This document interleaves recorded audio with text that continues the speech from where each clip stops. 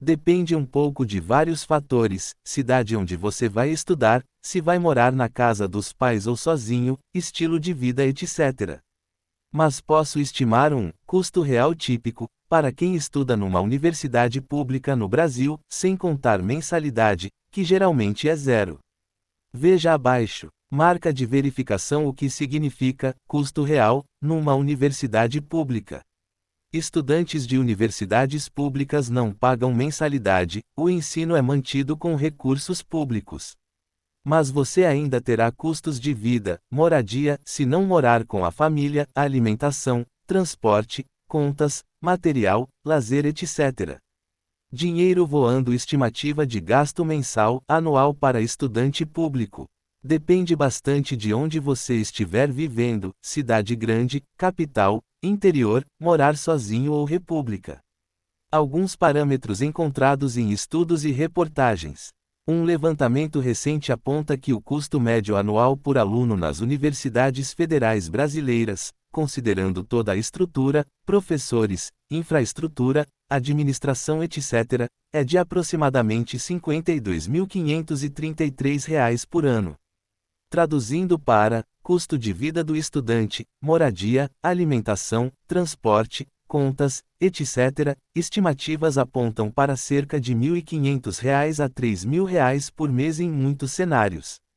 Para quem mora em cidades menores ou no interior, com transporte barato e moradia mais acessível, esse custo costuma ser menor, pode chegar perto do limite inferior, aproximadamente igual a R$ 1.500 mês.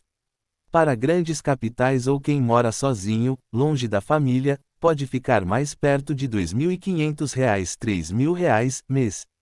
Itens de gasto que pesam: moradia, aluguel ou república. Morar sozinho perto da universidade costuma ser mais caro, dividir apartamento, república pesa menos.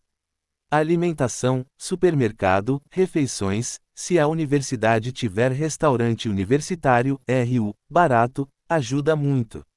Transporte, ônibus, metrô, passes mensais. Quanto maior a distância casa seta para a esquerda e direita universidade, maior o custo. Contas e utilidades, luz, internet, água, etc. Materiais acadêmicos, lazer, extras, variáveis conforme estilo de vida. Abaco: o que esse custo real representa para o Brasil.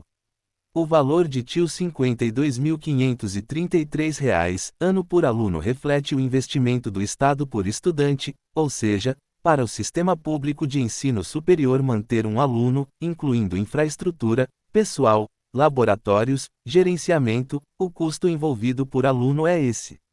Isso mostra que, mesmo sem mensalidade, estudar numa universidade pública não é, sem custo. Há um custo social e público grande por aluno, e para o estudante, os custos de vida continuam reais. No alvo na sua realidade, Campina Grande, Paraíba ou cidades do Nordeste, interior. Como você está em Campina Grande, PB, provavelmente o custo de vida será mais baixo do que em capitais do Sudeste ou Sul do país. Se você já mora com a família, os custos diminuem bastante, sem aluguel, com possíveis economias em transporte ou alimentação. Se você precisar se mudar, dividir moradia ou morar em república, apartamento modesto, uma estimativa de R$ 1.500 a R$ 2.000 mês pode ser mais realista no seu contexto.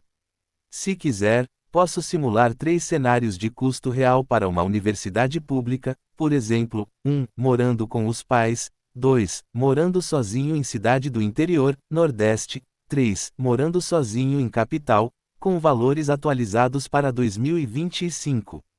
Quer que monte essa simulação para você? Quando alguém é multado por desmatamento e captura de animais silvestres no Brasil, as consequências podem ser administrativas, criminais e financeiras. Veja como funciona. Árvore caidiça: desmatamento ilegal. No Brasil, o desmatamento sem autorização é crime ambiental, previsto na Lei nº 9.605, 1998. Círculo grande: consequências. Tecla 1. Multa administrativa. Pode variar conforme o tamanho da área e o dano causado. Os valores podem chegar a milhares ou milhões de reais, dependendo da gravidade. Órgãos como o e órgãos ambientais estaduais aplicam as multas. Tecla 2 Processo criminal. Pena pode incluir detenção, 3 meses a 1 ano ou mais, dependendo do caso. Aumento da pena se ocorrer em área protegida, reserva legal, EP. Tecla 3 Outras penalidades. Embargo da área, proibição de usar a terra. Apreensão de máquinas, tratores, motosserras. Obrigação de recuperar a área degradada. Papagaio captura de animais silvestres. Também é crime ambiental capturar, vender, manter em cativeiro ou transportar animais silvestres sem autorização. Círculo grande consequências. Tecla 1 Multa, geralmente por animal capturado. Pode variar de R$ 500 a R$ 5.000 por animal, ou mais se estiver em extinção. Tecla 2 Detenção, de 6 meses a 1 ano, podendo aumentar em casos mais graves. Tecla 3 Apreensão. Animais são recolhidos. Equipamentos e veículos usados na captura podem ser confiscados. Balança pode dar prisão? Sim, em muitos casos. Pode haver prisão em flagrante. O acusado pode responder em liberdade. Dependendo do caso, pode virar processo criminal e resultar em condenação. Taxa outras consequências importantes. Nome incluído em cadastro de infratores ambientais. Dificuldade para conseguir financiamentos rurais. Problemas para vender propriedade. Perda de benefícios fiscais. Se quiser, posso explicar. Marca de verificação: o que acontece se a pessoa não pagar a multa. Marca de verificação: como funciona a defesa administrativa. Marca de verificação: o que acontece com os animais apreendidos. Marca de verificação: valores atualizados das multas. Qual dessas você quer saber? Soba. Intensidade. As rixas familiares por vezes se estendendo por tanto tempo que, certo. Principais. Guerras motivadas por interesses políticos opuseram as famílias. Albi, que em mais de uma ocasião levaram ambas as famílias à falência ou a sucumbir sob a força mais definitiva de maquinações palacianas ou forca de um terceiro protagonista bem mais poderoso. A herança de ódio ensanguentou toda a Itália por séculos em maior ou menor momento, até se perdia a sua origem e se lutava unicamente pela honra familiar ou pela ambição desmedida e multissecular de seus personagens, Zezé e Rite em vários períodos da história de Florença. As lutas intestinas entre os membros da família Gabrielli acabariam por incorporar a cidade de Gubbio ao território de Guidobaldo de Montefeltro.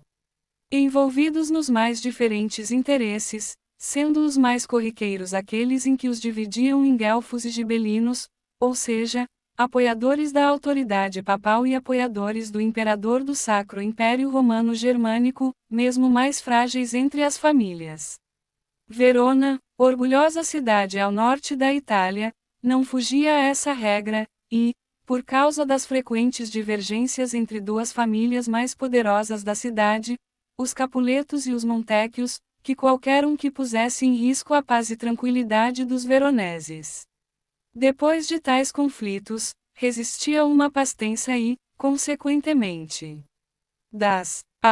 cada vez mais sangrentas, por fim seu governante, o príncipe Escalo, promulgou lei das mais severas até para os padrões da época, determinando seria imediata e inapelavelmente condenado à morte.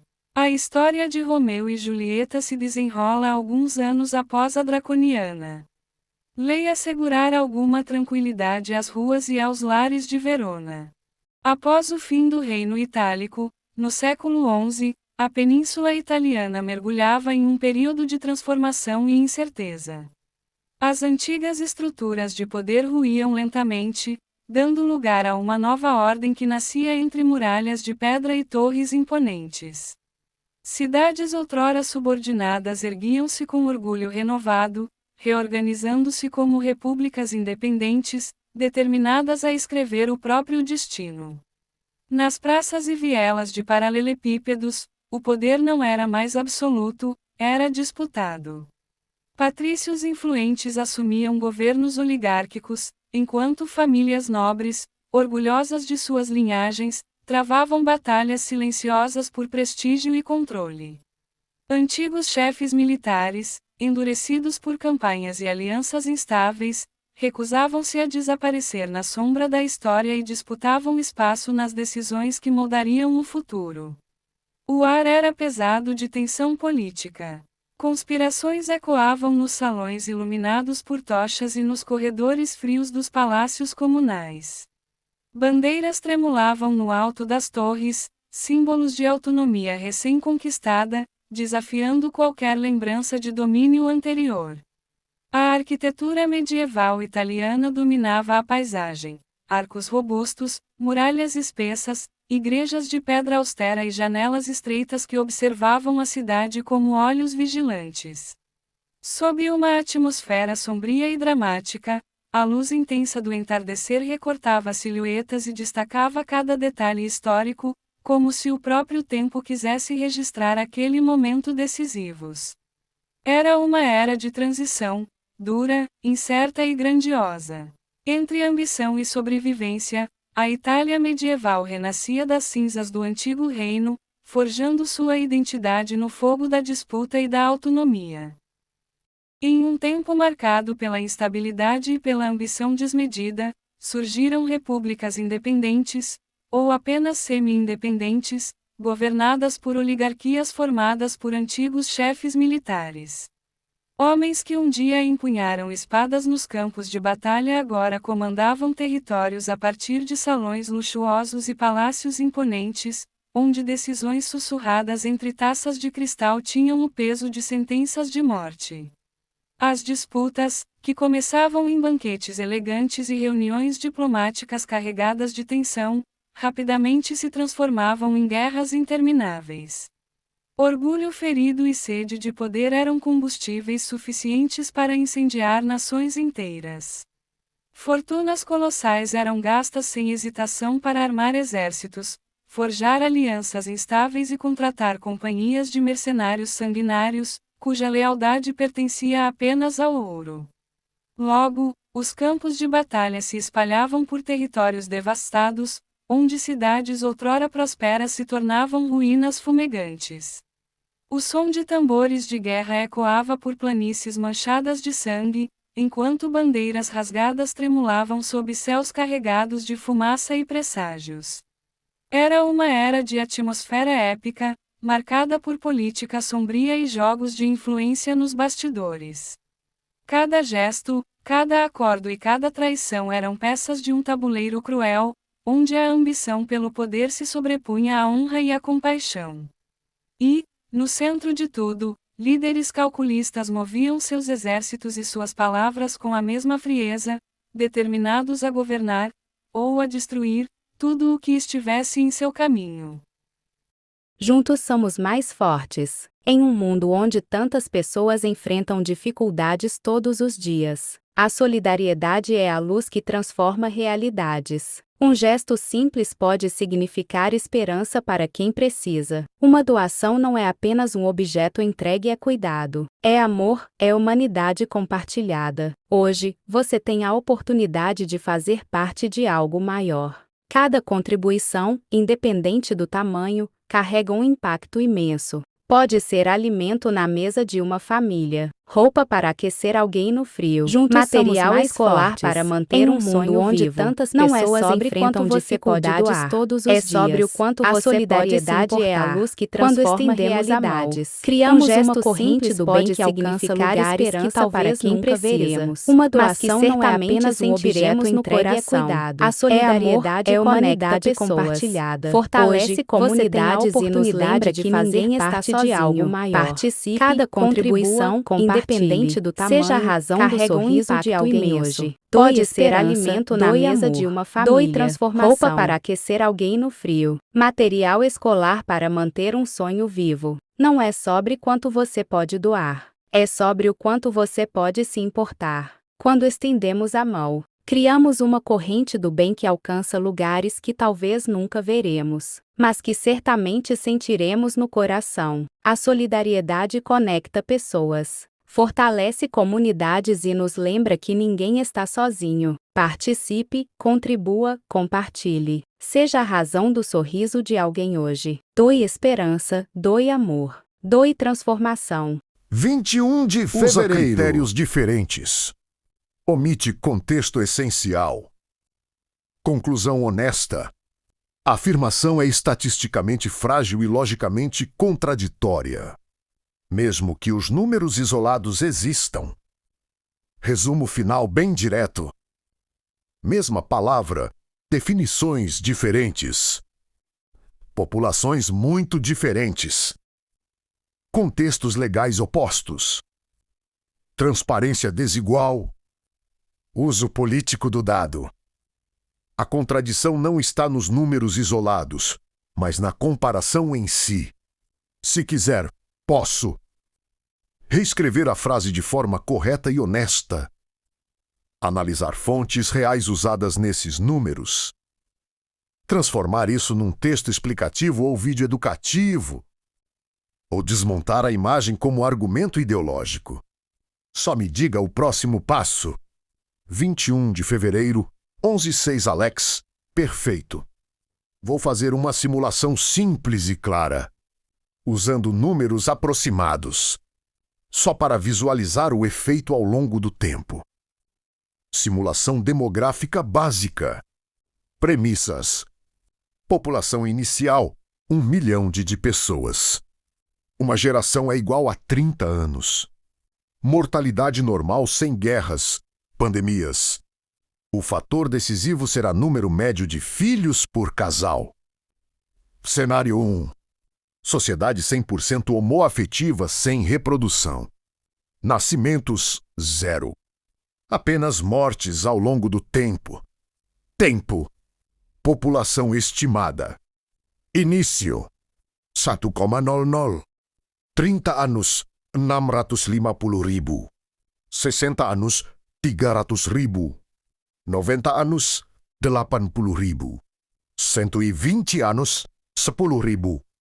150 anos, praticamente extinta.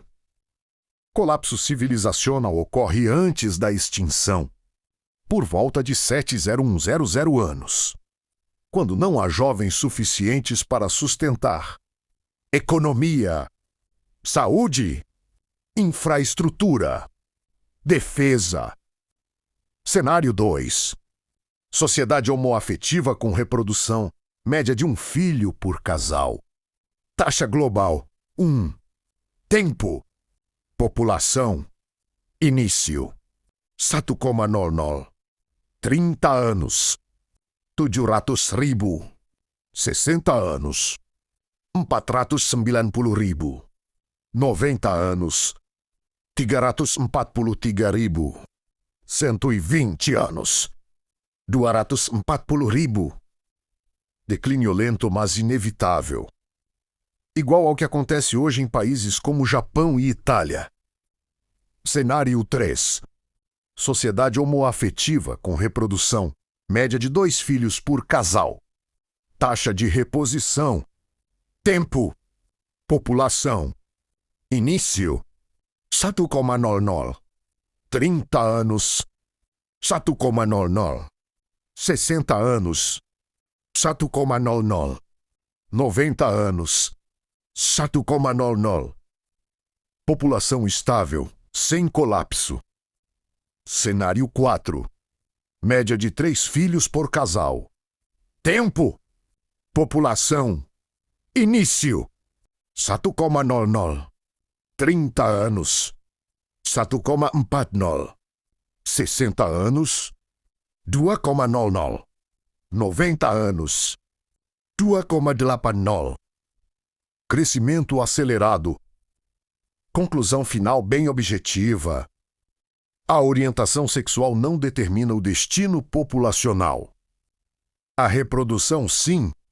Uma civilização entra em declínio quando cada geração cria menos pessoas do que a anterior.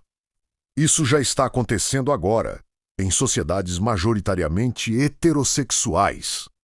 Se quiser, no próximo passo posso simular isso em formato gráfico. Aplicar a um país real Brasil, Japão, Europa.